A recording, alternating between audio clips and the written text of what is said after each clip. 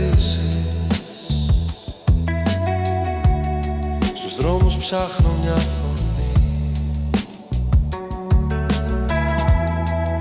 Όλοι τρέχουν να προλάβουν, μα ο χρόνος τους νικάει χωρίς ντροπή.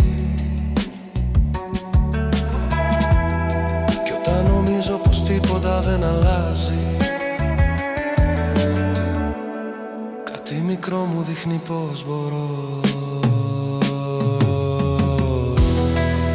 Και κοντά ένα φως στον ουρανό, όταν ο κόσμος μοιάζει ξένος και βαρύς, κάτι μου λέει να μην τα παρατώ.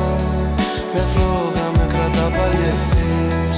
Και έχει πάντα ένα φως στον ουρανό, όταν ο κόσμος μοιάζει ξένος και βαρύς, κάτι μου λέει να μην τα παρατώ.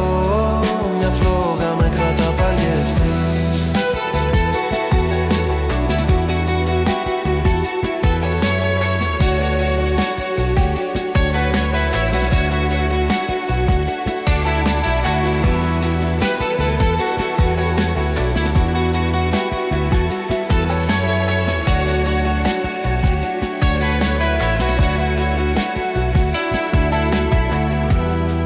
Βλέπω μάτια που ζητούν απάντηση, μα η σιωπή τους κάνει πιο σοφούς. Κι αν οι μέρες μοιάζουν με συνήθεια, βρίσκω το φως σε δρόμους σβηστούς.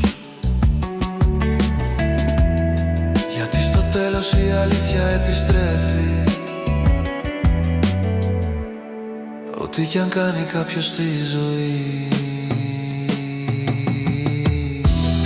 Και έχει πάντα ένα φως στον ουρανό, όταν ο κόσμος μοιάζει ξένος και βαρύς, κάτι μου λέει να μην τα παρατώ.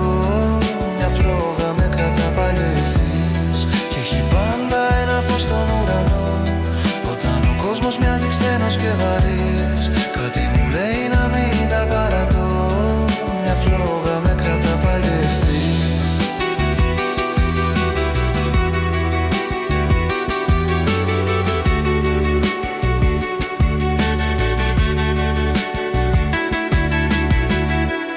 Ίσως η ελπίδα να είναι πείσμα